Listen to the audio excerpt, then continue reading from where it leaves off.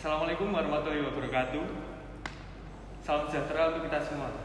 Selamat datang mahasiswa baru Universitas Negeri Yogyakarta jurusan Seni Rupa dan Seni Kriya tahun 2021. Perkenalkan, saya Hussein Suputra dari Pendidikan Seni Kriya tahun 2020 sebagai moderator dalam acara Bincang Dosen 1 yang menceritakan tentang bagaimana sih jurusan seni rupa itu. Mungkin langsung saja ya Pak, perkenalan dari Bapak Wayan sendiri. Ya, selamat siang mahasiswa baru tahun 2021 ya. Iya. Nah, selamat sampai jumpa ya. Walaupun kita di virtual ya, seandainya bisa kita luring, bisa kita bertatap langsung karena acaranya sekarang pandemi ya. Apalagi sekarang diperpanjang PPKM itu ya, kita tidak boleh bertatap langsung gitu ya. Maka di acara luring ini saya ingin menyampaikan beberapa hal yang berkenaan yang berhubung dengan pendidikan seni rupa ini. Nah, jurusan seni rupa itu ada dua prodi ya. Itu pendidikan seni rupa dan pendidikan seni kerajinan. Nah, tadinya memang seni kerajinan ya, seni kerajinan. Tapi beberapa tahun ini itu berubah menjadi pendidikan seni kriya. Itu sebenarnya kepanjangan sebenarnya lain kata dari pendidikan kerajinan, gitu ya. Karena di pusat di Jakarta itu pendidikan kerajinan tidak ada ya. Nah, makanya nomenklaturnya itu ada di pendidikan seni kriya. Ya, seni kriya itu lebih luas lagi ya. Itu hal ini. Itu sebenarnya di Indonesia ya, IKIP itu satu-satunya yang memegang teguh artinya masih pendidikan seni kriya itu ya. Seluruh UNI, seluruh universitas yang bekas IKIP ya, bekas IKIP ya, pendidikan. Nah, kan berubah sekarang jadi universitas, jadinya tidak lagi IKIP itu sendiri gitu. Maka senyampang dengan itu, kita pun berbenah diri seperti seni kerajinan ya, pendidikan seni kerajinan itu sebenarnya dari Departemen Pendidikan itu ya. Nah, karena tidak ada seni kerajinan. Nah, makanya kita rubah, mengajukan proposal. Ini proses lama sebenarnya.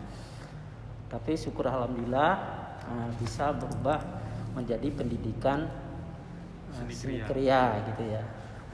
Tapi ada alumni yang masih ke pendidikan seni kerajinan, itu bisa mengajukan surat itu ya untuk perubahan berhubung dengan penerimaan pegawai gitu ya. Biasanya kan yang terima itu pendidikan kriya ya. Nah, itu bisa mengajukan surat yang alumni itu ya. Itu bisa mengajukan surat disamakan dengan pendidikan seni kriya gitu. Ya. Mungkin itu adalah latar belakang dari pendidikan seni rupa dan seni kriya itu sendiri ya. Ya. Mungkin masuk dalam pertanyaan pertama, apa saja visi misi program studi pendidikan seni rupa dan pendidikan seni kriya itu, Pak? Nah, di sini saya kemukakan ya mengenai visinya, visi dari pendidikan seni rupa dan kriya ya. Ini pada tahun 2025 ya, jurusan pendidikan seni rupa itu menghasilkan lulusan yang unggul, kreatif, inovatif di bidang iptek ya. Dan pendidikan seni rupa berlandaskan ketakwaan. Ini adalah turunan dari sebenarnya dari universitas ke fakultas terus ke jurusan gitu ya. Ini hampir sama gitu ya. Itu di tahun 2025 kita harapkan sudah kita tercapai ya. Ketakwaan, kecendikiaan, kemandirian, dan mampu bersaing secara nasional, regional, dan internasional. Nah, itu biasanya setiap perguruan tinggi kita punya visi dan misi ya. Nah, salah satunya kita targetkan 2025 ya kita sudah bisa mencapai bersaing ya secara nasional, regional, dan internasional.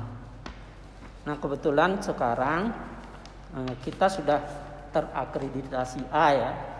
Jadinya agak aman lah kalau seandainya mencari pekerjaan, itu persyaratannya sebenarnya itu akreditasi yang dibutuhkan gitu ya. Syukur alhamdulillah pendidikan seni rupa dan pendidikan seni kriya itu sudah terakreditasi A ya. Jadi kita udah levelnya udah tinggi lah statusnya itu ya. Sebab mencari akreditasi itu sangat sulit ya. Ini pada tahun 2020 baru kita mendapatkan akreditasi A ya. Tapi sebelumnya itu masih B ya, lama sekali ini B. Ya, berarti melewati beberapa proses sendiri. Proses sendiri ya. Nah, syukurlah 2020 saya sebagai kajur itu ya, saya drag gitu, saya usahakan biar dapat A gitu ya. Ya tentunya kalau mendapatkan A itu penuh perjuangan. Ya. Perjuangan untuk teman-teman dosen juga. Ya. Untuk memenuhi standar A itu memang agak liku-liku ya. Gitu ya. Syukurlah alhamdulillah. Nah, kedua prodi ini sudah mendapat predikat A dari Ban PT gitu. Ya. Nah, mungkin dalam proses akreditasi itu ada struktur yang mendukung Pak dari program seni rupa dan seni kriya sendiri lah. Terus apa saja sih struktur yang ada di pendidikan ini Pak? Kalau di strukturnya ya, karena itu kependidikan seni rupa itu jurusan ya, jurusan pendidik seni rupa itu ada ketua jurusan, kajur ya, itu kajur itu saya sendiri ya. Nah, mungkin adik-adik mahasiswa itu juga perlu tahu nama saya. Dr. Iwayan Suwardana ya. Nanti ada di ininya ada setelah masuk nanti kita perkenalan. Setiap perlu apa-apa mengenai surat menyurat itu harus diketahui oleh kajur sendiri, ketua jurusan gitu ya. Terus mengenai struktur organisasi boleh dikatakan di prodi ini ya, di jurusan pendidikan seni rupa. Nah, di sana ada ketua jurusan, ada sekretaris jurusan. Terus di bawahnya itu kita kan punya 2 prodi ya. Pendidikan seni rupa dan pendidikan seni kriya. Nah, dalam struktur itu ada lagi poin-poinnya itu. Salah satunya ada di bidang kemahasiswaan. Nanti bidang kemahasiswaan itu menampung keluh kesah dari pada adik-adik mahasiswa. Nanti yang pendampingnya itu di pendidikan seni kriya ya, itu ada Pak Angga ya. Pak Angga, kebetulan Pak Angga itu lagi tidak enak badan ya, sakit gitu ya. Terus yang dari seni rupa ada Pak Kuncoro. Nanti lebih lanjut mungkin akan diperkenalkan nanti struktur apa. Yang penting itu di bidang kemahasiswaan yang penting itu ya. Yang tahu yang dari seni kriya dan pendidikan seni rupa ya. Di bawahnya itu ada juga Kaleb ya. Jadi Kaleb itu ketua lab itu, kita kan punya beberapa lab gitu ya. Itu ada yang menangani khusus gitu ya. Di Kalebnya seni rupa itu ada Pak Eri ya. Kalau Kalebnya kriya itu ada Pak Darumoyo ya. Itu masing-masing itu punya peranannya sendiri-sendiri. Tapi ini atas nama jurusan itu keduanya itu kerja bareng-bareng.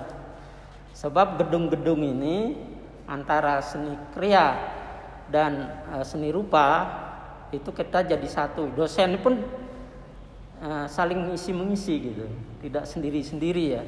Karena kita di lingkungan seni ya, itu juga dosennya juga sama gitu ya. Itu strukturnya itu ya. Kegiatan-kegiatan ya sudah. Nah di sini ada juga perlu saya informasikan, kita juga punya ya admin yang mengurus tentang perkuliahan ya, menyusun jadwal. Memang atas arahan dari ketua jurusan, sekjur ya, itu nanti mengelola. Nanti kita punya admin ya. Kita di seni kriya juga ada adminnya ya. Terus di seni rupa juga ada adminnya. Ya itu memudahkan sebenarnya ya. Walaupun dua itu, apalagi sekarang kan mahasiswa sangat banyak sekali ya. Nggak mungkin ditangani sekretaris jurusan kan. Nah, masing-masing itu punya admin itu. Mengurus kemahasiswaan, surat menyurat, nanti mamanya mau cuti dan lain sebagainya, itu nanti di admin yang sudah komplit ya. Sekarang kan sudah online ya, itu sangat memudahkan kegiatan pamannya. Nilai saya semester ini berapa, itu sudah admin sudah bisa lihat gitu ya. Sekjur sama kajur itu hanya mengontrol aja gitu. Itu strukturnya itu ya. Mungkin sehabis struktur ada pertanyaan lagi nih Pak, terkait dengan mata kuliah apa saja yang dapat mahasiswa tempuh dan menjadi syarat lulus di jurusan pendidikan seni rupa ini Pak. Nah kita kan punya struktur kurikulum ya. Jadi mahasiswa kalau menempuh itu sampai S1 itu 144 ya, itu udah bisa lulus. Mengenai struktur itu kita juga punya mata kuliah unggulan, dalam artian kan nanti ada mata kuliah wajib ya, itu ada mata kuliah pilihan gitu ya. Nanti juga sekarang juga ada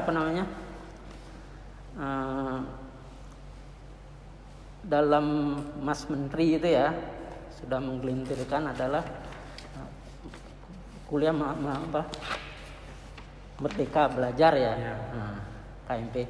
Nah kita sudah menawarkan ya, itu di kurikulum. Nanti kalau pas pamannya adik-adik mahasiswa KRS-an itu sudah ada data-data mata kuliah ya. Kalau mahasiswa baru itu kalau nggak salah paketnya 23 SKS ya. Nah itu sudah ada ya, paket-paket mana, mata kuliah apa yang diambil itu sudah kita sudah menyusun kurikulumnya.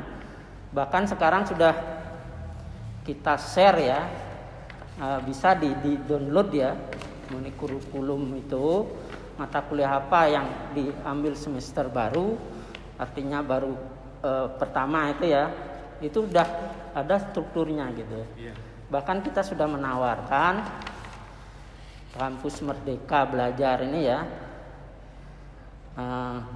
dari luar itu ya bisa masuk kuliah di sini gitu. Bahkan sekarang baru ini tanggal 10 kemarin itu ya, ada program RPL gitu ya.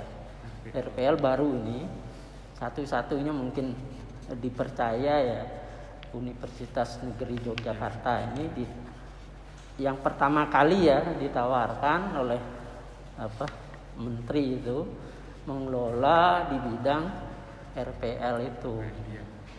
Ini RPL ini menarik sekali.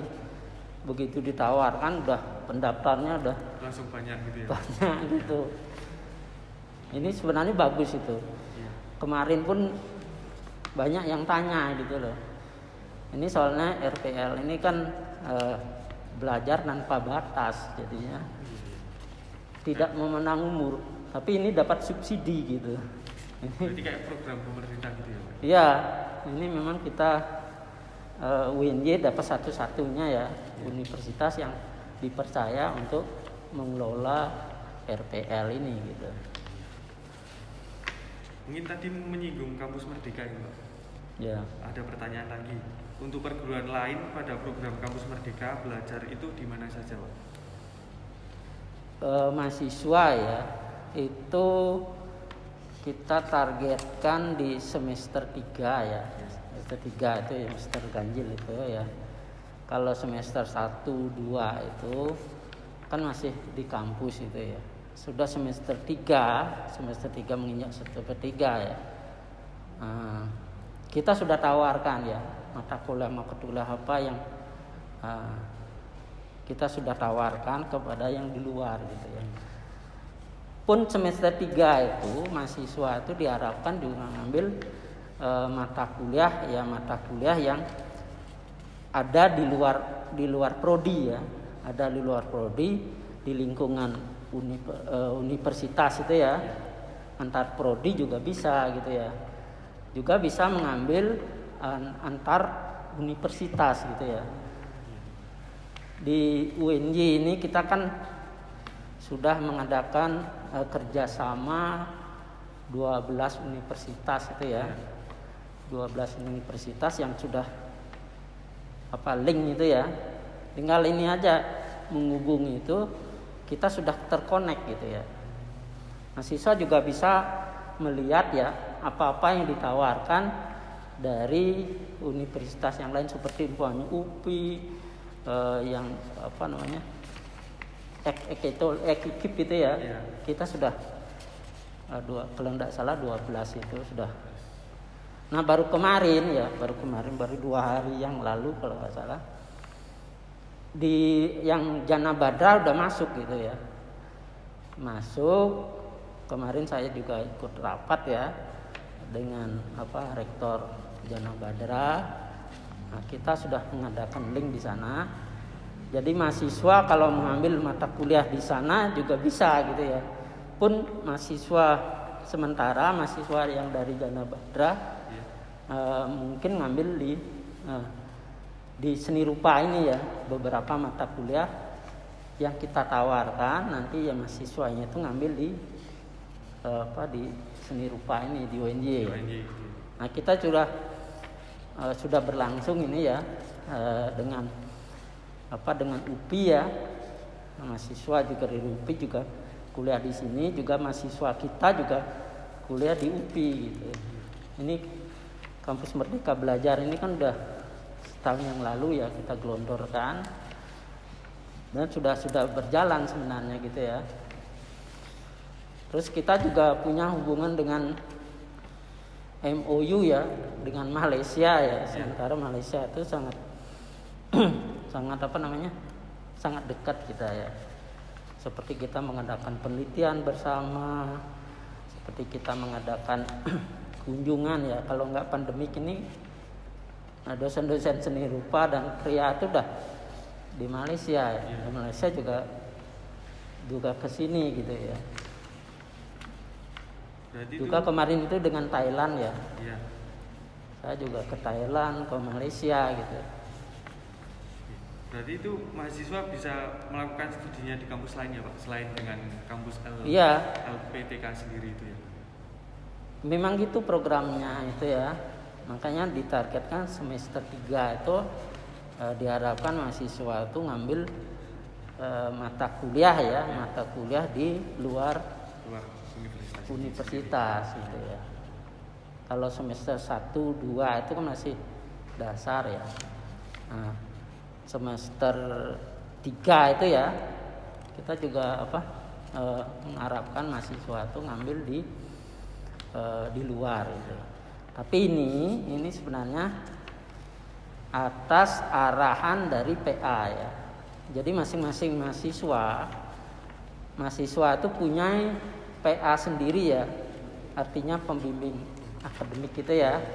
Yang itu nanti menemani waktu pemilihan atau untuk mengambil SKS-nya itu. Berapa itu dikonsultasikan kepada dosen PA itu sendiri. Mungkin kan ini masih dalam masa pandemi COVID-19 ya Pak.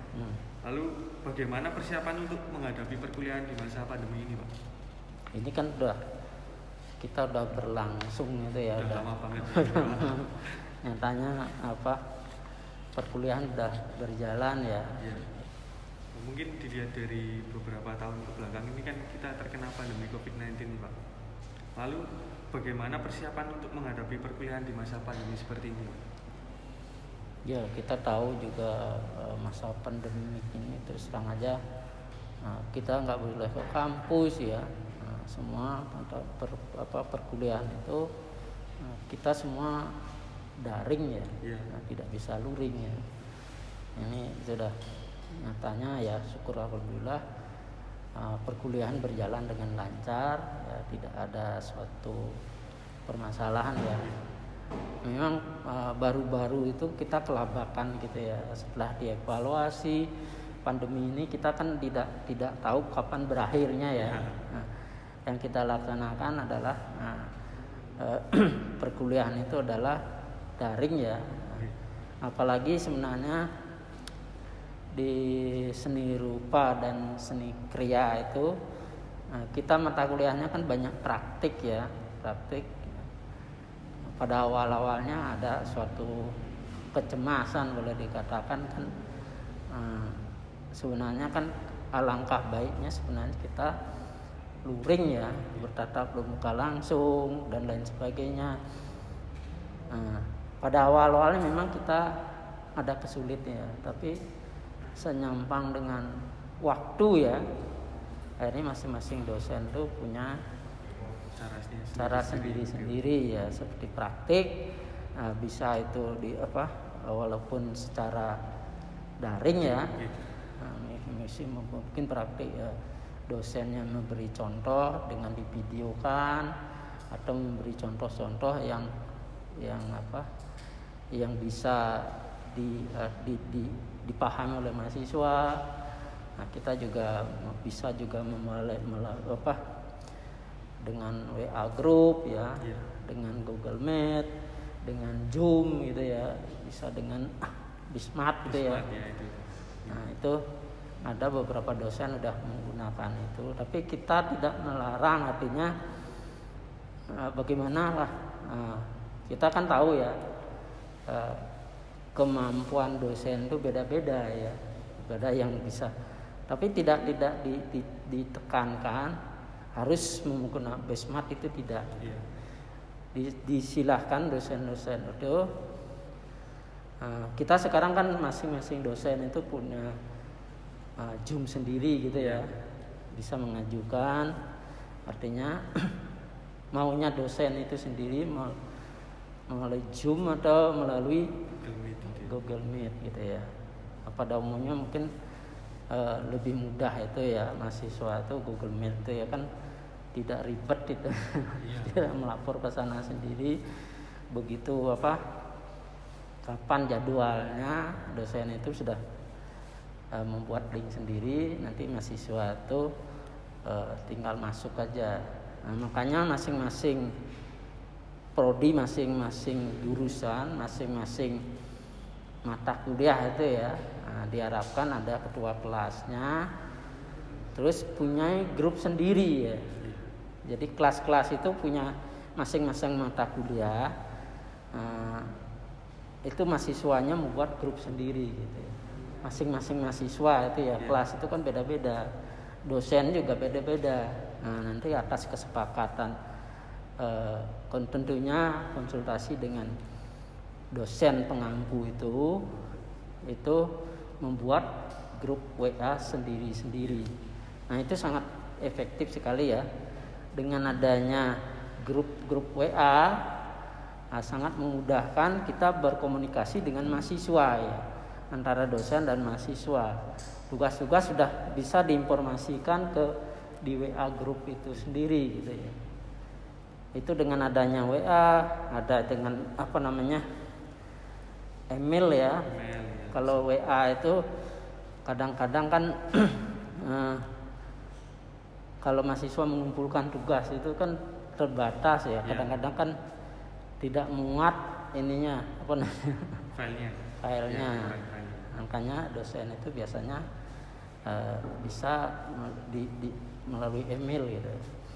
Tapi biasanya dosen itu ya ada beberapa dosen membuat beberapa email usutnya itu ini untuk mahasiswa, ini untuk kantor gitu ya. Nah, itu ada juga dosen-dosen yang membuat itu gitu. Itu usahanya ya. Syukur sekarang sudah setelah dievaluasi juga berhasil juga gitu ya, dalam artian kan walaupun suasana pandemi perkuliahan tetap berjalan dengan lancar gitu. Ada suatu halangan, bahkan lebih sebenarnya lebih efektif ya, dalam artian mahasiswanya mungkin di rumahnya yang ada tapi kendalanya pasti ada ya, karena sinyalnya kadang-kadang kalau kita memberi kuliah itu ya kadang-kadang mahasiswa itu terlempar, nggak bisa masuk, mungkin kehabisan pulsa juga itu kendalanya. Tapi kan dari usaha pemerintah kan ada bantuan pulsa ya, kuotanya berapa itu kan ada, mungkin itu ya usahanya. Tapi sudah berjalan bagus kok ini. Ya itu kan terkait dengan perkuliahan daring ya Pak. Kalau misal besok sudah luring nih, hal apa saja yang bisa diterima oleh mahasiswa ketika berkuliah di Universitas Negeri Yogyakarta, khususnya di program studi seni rupa dan seni kriya ini Pak? Kalau mudah-mudahan lah pandemi ini cepat berlalu ya, segera berakhir. Kalau bisa kita tatap muka langsung, mahasiswa kan bisa menggunakan fasilitas yang ada di sini itu ya. Mungkin fasilitas itu kita juga punya studio lukis ya, ada studio patung, ada studio grafis gitu ya. Nah di sanalah kalau seandainya luring, mahasiswa itu bisa langsung praktik langsung ketemu dengan dosen pengampunya. Umpamanya di lukis ada studio patung, lukis, grafis ya, ada studio kriya ya, ada studio gambar, ada studio fotografi, ada studio komputer. Nah dalam hal ini kita sudah baru ini ya, sudah ada dari fakultas itu 20 set itu ya komputer baru ini di atas itu ya, komputer kita sudah pasang di sana. Mudah-mudahan kalau luring ya, adik-adik mahasiswa sudah bisa menggunakan studio itu gitu ya. Sebenarnya kalau luring itu sangat senang ya. Nah, apalagi dosen itu bisa bertatap langsung dengan mahasiswa. Ya ini angkatan 2020 kemarin kan saya terutama dosen-dosen nggak pernah ketemu ya. Kepada kakak kelas bisa ketemu. Kepada yang 2020 itu kan sama sekali nggak ketemu ya. Apalagi 2021 ini, mudah-mudahan 2021 ini kita bisa ketemu ya. Tapi mudah-mudahan ya ini cepat berlalu gitu ya. Mungkin nanti secara bertahap ya, tidak semua mungkin bisa kita jadwal, nanti kita bisa ketemu langsung gitu ya. Menunggu ininya instruksi dari pemerintah ya, kapan bisa ke kampus gitu. Nah, terus terang aja khususnya di UNY ya, boleh dikatakan agak ketat ya, boleh. Makanya kan di pintu itu udah dijaga ya, kalau masuk itu sebenarnya nggak boleh ke kampus ya. Itu ya. Oke, Pak. Tapi mungkin, ini sudah berjalan kok. Iya. Mungkin ini masuk ke pertanyaan terakhir Pak. Bagaimana cara mahasiswa dapat mendapatkan beasiswa dan bagaimana prosedurnya dan apa saja yang perlu dipersiapkan? Kalau beasiswa itu ya ada beasiswa prestasi itu ya, ada nanti biaya beasiswa dari bank itu ya. Nanti bisa di-download itu ya. Di-download nanti itu konsultasi, nanti kan adik-adik mahasiswa itu punya PA ya. Iya. Nanti konsultasi harus mendapat tanda tangan dari PA sendiri, itu ada di kolom itu ya, ada blankonya. Nanti di bidang kemahasiswaan, nanti setelah masuk nanti kan diperkenalkan kemana harus bertanya itu ya. Nah, di bidang kemahasiswaan itu sekarang sudah sangat sangat piawai ya, dalam artian begitu mahasiswa biasanya kalau Kajur itu kan memberi juga rekomendasi, tapi rekomendasinya itu dari PA-nya itu sendiri ya. Nah, diketahui oleh Kajur, terus diketahui oleh WD3 gitu biasanya prosedurnya itu. Mungkin yang terakhir, apakah ada kesan dan pesan dari Bapak buat mahasiswa baru ini? Ya, untuk adik-adik mahasiswa baru, saya sebagai ketua jurusan ya dalam jurusan pendidikan seni rupa, mohon maaf ya pada Bapak Ibu dosen ya tidak bisa hadir ya pada acara ini. Ini terus terang aja, sebenarnya kalau luring aja biasanya hadir semua ya, karena ini daring ya, juga di UNY itu lagi membara, dalam artian kan banyak dosen-dosen, karyawan itu yang kena positif ya, kena COVID ya. Nah, maka saya sarankan kepada adik-adik mahasiswa baru ya, pandai-pandailah menjaga diri ya. Yang penting itu jaga prokes itu ya. Kemanapun jangan Anda lepas masker ya. Sebab pandemi sekarang itu mungkin sudah berdampingan dengan kita ya. Jadi apalagi seperti anda yang muda-muda ini kan tidak terasa ya. Sudah virus itu sudah mengintai ya. Nah, mungkin jangan sekali-sekali lengah. Ketika Anda buka masker sedikit aja udah masuk dia. Saran saya kepada adik-adik mahasiswa baru, jagalah walaupun Anda pamannya masih muda ya.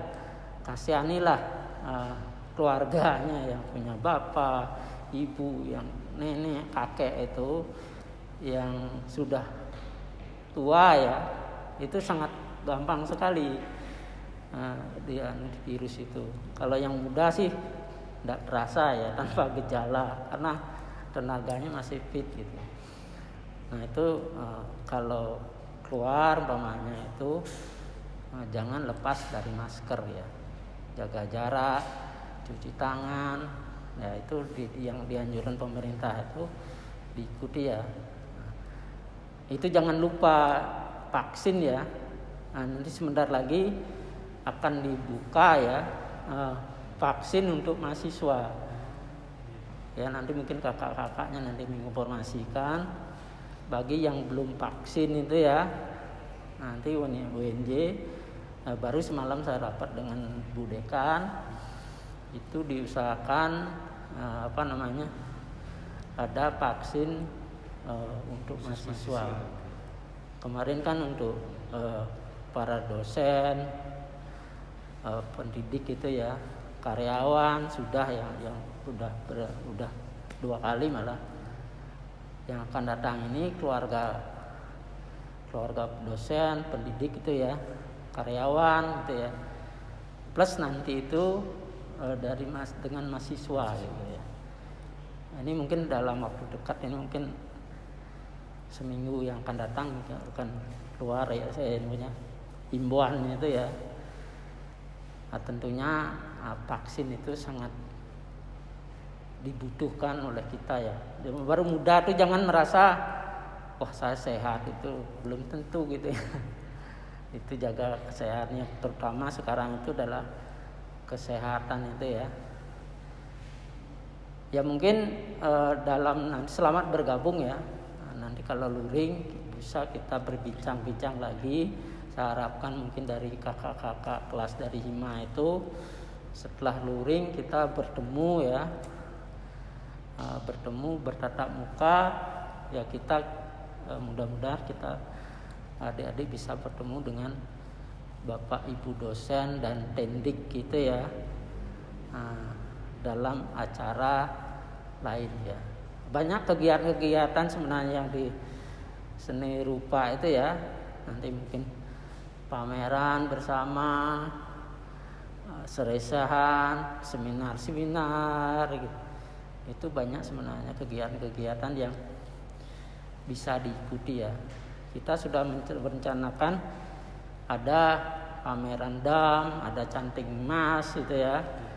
Ada juga mengaji komik gitu ya. Itu acara-acara mungkin kebersamaan yang bisa adik-adik ikuti gitu ya. Di samping mamanya berkarya bersama itu tentunya ya, karena kita di seni rupa dan kriya ya, itu poinnya itu adalah berkarya ya. Nah, berkarya itu nanti dipamerkan. Pameran itu sebenarnya menjalin kerjasama antara kita di kampus dengan masyarakat gitu ya. Mungkin itu yang bisa saya sampaikan. Nanti saya ucapkan selamat bergabung. Sampai jumpa nanti di ruang luring ya. Enggak, kurang lebihnya saya mohon maaf. Bila ada tutur kata saya tidak berkenan di hati, tolong dimaafkan. Terima kasih buat Bapak Dr. Andes Iwayan Swardana MSN yang telah membagikan ilmu yang luar biasa untuk kita semua. Kami ucapkan selamat datang buat mahasiswa baru jurusan Seni Rupa dan Kerajinan. Tetap semangat. Saya Hussein Suputra Astono. Wassalamualaikum warahmatullahi wabarakatuh. Waalaikumsalam.